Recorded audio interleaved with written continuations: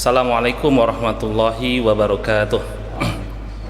Innal hamdalillah nahmaduhu wa nasta'inu wa nastaghfiruh wa na'udzu billahi min shururi anfusina wa min sayyiati a'malina may yahdihillahu fala mudhillalah wa may yudlil fala hadiyalah.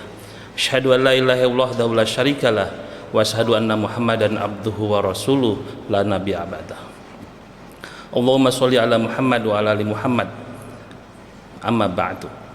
Puji syukur kata Allah Subhanahu wa taala, alhamdulillah MUI TV hadir di bulan Ramadan ini untuk memberikan secercah sinar dan secercah hikmah yang mudah-mudahan bisa kita cerna secara bersama.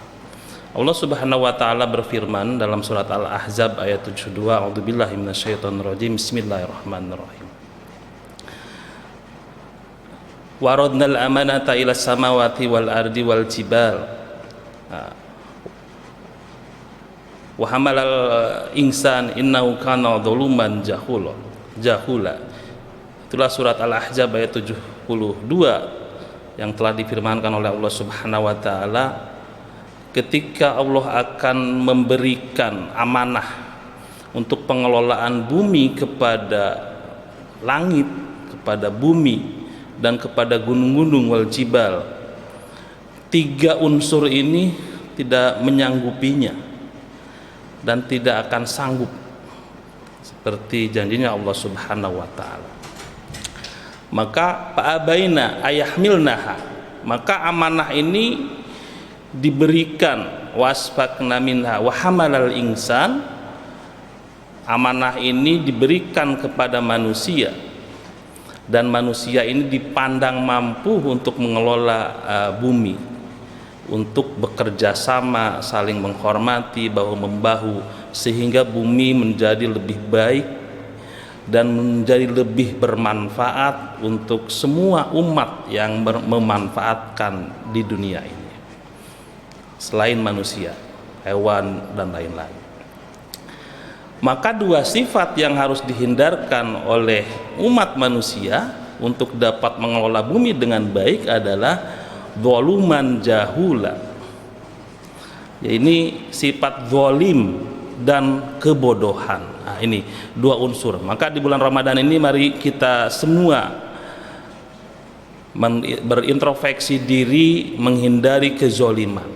Kita merasa paling benar di antara yang lain. Kita merasa paling oke di antara yang lain, padahal kita sendiri belum memahami dengan benar.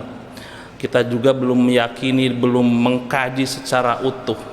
Maka disitulah kezaliman kita kepada yang lain kita harus hindari.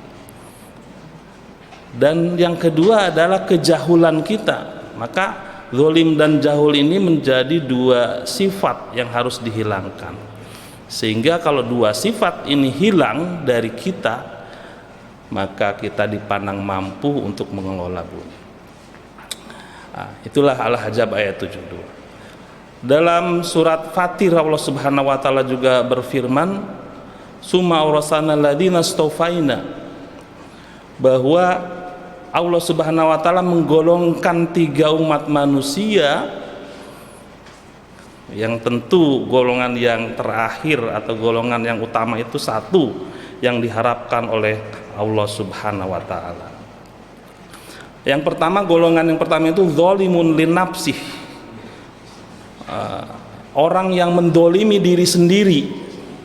Sejatinya mendolimi diri sendiri, dia tidak mentaati firman-firman Allah dengan benar, Al-Quran dan As-Sunnah serta fatwa-fatwa para ulama. Zalimun linafsi. Yang kedua, faminhum muqtasid, golongan pertengahan. Jadi orang-orang yang, mohon maaf dalam tanda kutip, seperti bunglon lah mungkin begitu ya. Datang ke sini ada manfaatnya ngikut, kalau tidak ada kebermanfaatannya tidak, dan lain-lain. Ini yang harus dihindarkan oleh kita sebagai umat Islam. Golongan yang diharapkan oleh Allah Subhanahu wa taala adalah sabiqum bil khairat. Orang yang termotivasi untuk selalu mengerjakan kebaikan-kebaikan. Inilah umat yang diharapkan. Sabiqum bil khairat ini bukan tiba-tiba, istilah Kota Bekasinya, tidak ujug-ujug seseorang itu menjadi sempurna dan baik, tapi melalui proses pembelajaran, proses pendidikan, proses pemahaman. Maka di bulan suci Ramadan ini banyak sekali tausiah-tausiah keagamaan yang menyentuh kepada kita. Marilah kita manfaatkan selama sebulan penuh Ramadan, kita pahamkan keberagamaan kita, kita perkokoh, kita perdalam, sehingga Ramadan ini mempunyai sebuah bekas di batin kita, sehingga perilaku kita menjadi sabiqum bil khair. Dan perolehan ini juga tidak semata-mata karena perolehan kita sebagai manusia, karena kita kuat, karena kita mampu untuk mengkaji, memahami ayat-ayat Allah dan sunnahnya, tidak juga. Maka biiznillah, dengan izin Allah, semuanya dengan izin Allah.